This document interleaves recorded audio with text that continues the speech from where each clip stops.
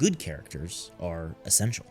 They are the true vehicle of storytelling, and a great protagonist can either make or break a narrative as a whole. So when it comes to The Lord of the Rings: The War of the Rohirrim, it was a project doomed from the start. Whether provoked by the animation style, the return of Peter Jackson, or the unnamed daughter of Helm Hammerhand, everyone had a hot take before the film even came out. But now that I've seen the film and had some time to reflect, I think I've found its fatal flaw: the character of Hera. Because if the creators had actually devoted screen time to developing her character and backstory instead of endlessly asserting how strong she was, she could have been a good character and it could have been a great film. But don't just take my word for it. In this video, I'm gonna prove it to you. Female characters have been a huge topic of conversation over the last few years, and ever since the resurgence of the term Mary Sue, people will either say that every leading lady is a kind of an overblown parody of a strong woman, or none of them are. It really depends on who you ask. So it's no surprise that after the release of War of the Rohirrim, this conversation continued with the character of Hera. Now, if you don't know, The War of the Rohirrim is an animated feature set a few hundred years before the original Lord of the Rings trilogy. It follows the Rohirrim king, Helm Hammerhand, the namesake of Helm's Deep, and the tragic fall of his house. Among Tolkien enthusiasts, it's a well-known story from the appendices, but with only 3 meager pages of content, the creators had a lot of freedom.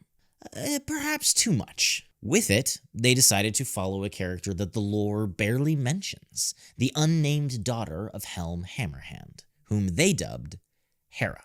Ignoring the fact that the name Hera is definitely too Greek for Tolkien's Norse-inspired Rohirrim culture, I actually liked this idea. It makes sense to center the story around one character, one who isn't Helm or his 2 sons, and the idea of a comparative bystander who is able to witness these great deeds is a good one. And why not choose a completely unknown character? If there's nothing in the lore, then there's nothing to disrespect. But they botched it. In the film, we don't experience the story through Hera's eyes, we just experience a story, but with Hera cut and pasted into it. She's framed as not just the protagonist, but the ultimate hero, the positive antithesis to her father, her brother, and the main antagonist. It would be like reading a Sherlock Holmes rewrite where it's all about Watson and how much better he is than Sherlock Holmes. Obviously, I understand the concept of a main character, and with Hera as the protagonist, it only makes sense that the creators, tell the story through her eyes, but my issue is with how exactly they do that. It seemed that the writers needed Hera to be not only the main character, but flawless, favored by the audience, her faults exonerated by the plot at every turn. And this clashes with the main themes of the story, pride coming before the fall. Furthermore, it just isn't justified. It's forced down our throats. I think it's pretty obvious to say that without a good plot, you can't have a good book, movie, or television show. Even Aristotle says that plot is most important of all when it comes to drama. And a plot isn't good if it's tyrannical. One that forces its characters to go places and to do things that don't conform with a setup and payoff plot structure. And that is exactly what we see with Hera. The film opens by saying, "Wild, some called her. Headstrong, railed her father, though in truth, he was so proud of his tearaway child." The writers do everything in their power to tell us how she's a free spirit and a nonconformist, and how that is very, very good. I never wanted a crown. Even so, you would have worn it well. Everyone sensible loves her, and everyone who doesn't are just haters. That may seem like an oversimplification, but it's not. In fact, this simplicity of her character and character arc is one of the story's primary issues. The creators spend a lot of screen time showing Hera fight, proving her competence, and demonstrating the men's lack of faith in her abilities. This just gets tedious, and I think stands in the way of much more complex character development. With high stakes, like the kingdom of Rohan's fall into ruin, it seems silly to be following a character like Hera, whose main goal is to escape an arranged marriage and gain her father's respect. It feels more like a Disney film than a serious epic. Furthermore, regardless of how, lovable Hera is shown to be, if you actually look at her actions in the narrative, She's not an especially likable character. She seems both selfish and rash, having inherited all her father's aggression and none of his political poise. Now, that's not a problem in itself. It's actually an interesting character concept. However, Hera never suffers for her hubris.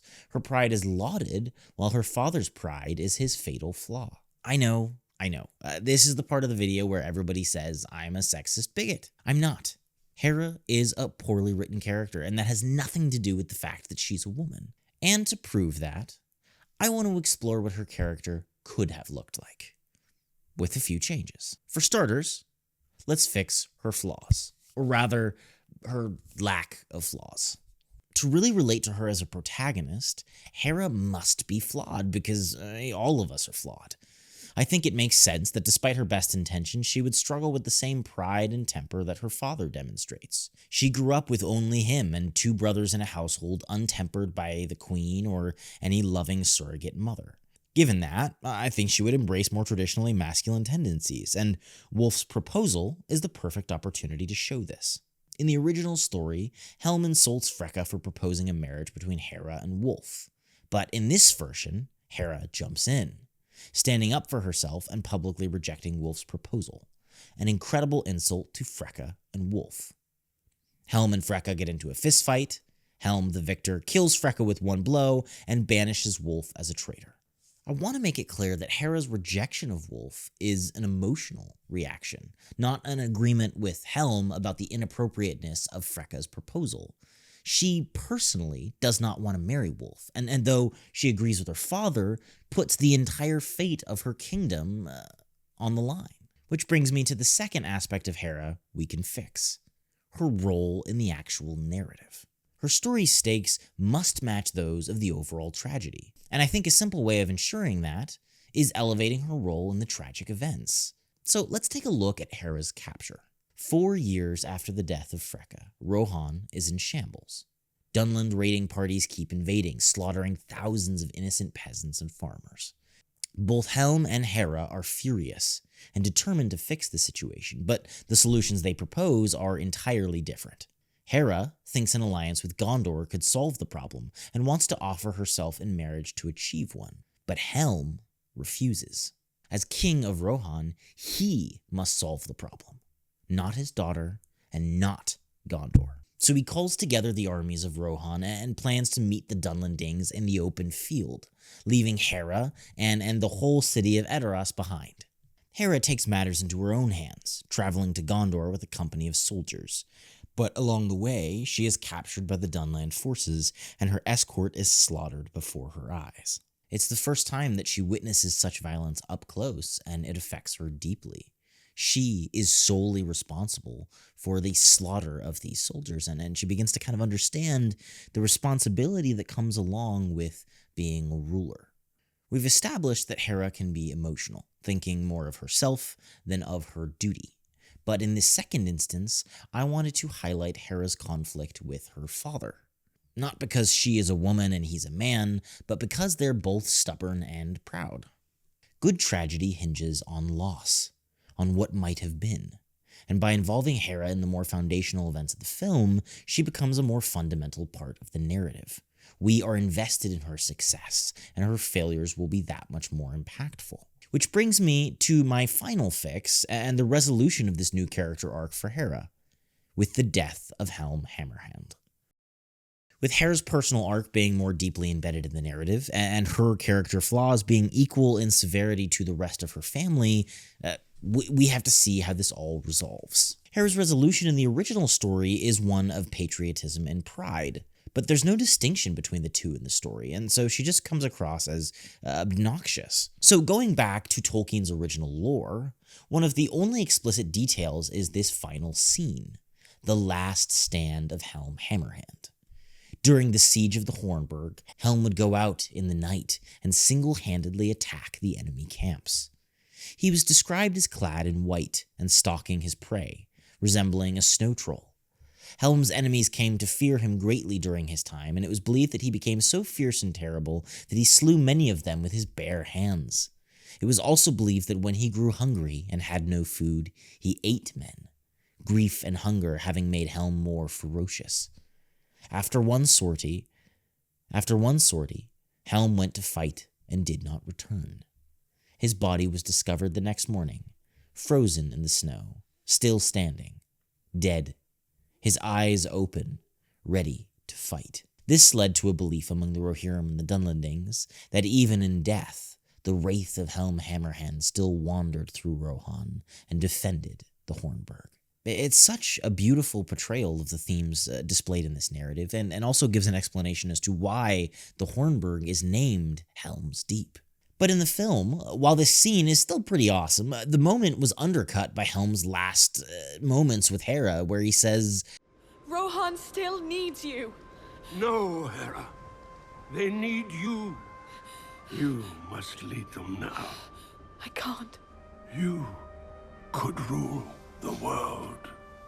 It just weakened this epic last stand with arbitrary affirmation. And to fix it, I think the focus has to be on the two of them from the start. Not just on the fact that she is a woman and no one respects her, but on the fact that she wants her father's approval, and in his stubbornness, he denies it. With his son dead, Helm is shattered with regret and grief, and has long talks with Hera in his injured state, talking about her mother and his failures as a king, husband, and father. But at night, unbeknownst to Hera, he stalks the Dunland troops. So when he makes his final stand, back against the partially open gates of the Hornburg, the exchange between Hera and him is more focused. He apologizes to her, and she tells him there is nothing to apologize for. Helm tells Hera that she must fight on, that she must continue the lineage of Rohan, but Hera is afraid and weeping, simply telling him that she can't. But Helm says she can, she must, and turns to leap back into the battle, where, in the morning, he freezes in the whirling snow. This is the turning point, the completion of her character arc. She accepts responsibility instead of taking it. She goes on to survive not as a wild warrior. Wild, some called her. Headstrong and free. But feigns surrender to Wulf and the Dunland armies. Hera sacrifices her pride and, eventually, her life, to help a messenger escape and alert her cousin of the siege. Now, I get it. It will always be easier to rewrite things than to write something from scratch. And I don't mean these kind of editing rewrite videos as a snarky response, but more as constructive criticism from someone who loves storytelling.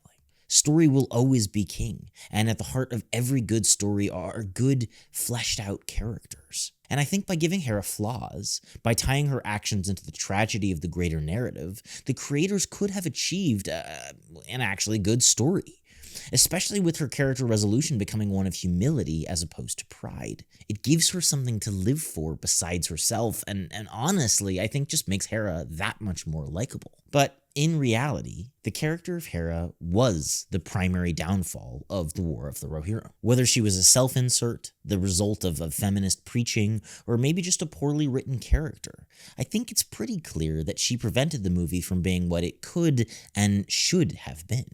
In the end, War of the Rohirrim was not another beloved Lord of the Rings installment, but an echo, and a reminder that some movies are better left unmade. But as always, these are just my thoughts and opinions on the matter. I mean, I would love to know what you guys think in the comments down below. Did you like War of the Rohirrim and the main character of Hera? What do you think about my edits and rewrites of her character and kind of new version of the story? Like I said, please feel free to let me know in the comments down below. Let me know what other videos you guys would like to see in the future coming weeks and months. And as always, no matter what you do, keep reading, keep writing, and I will see you all in the next video.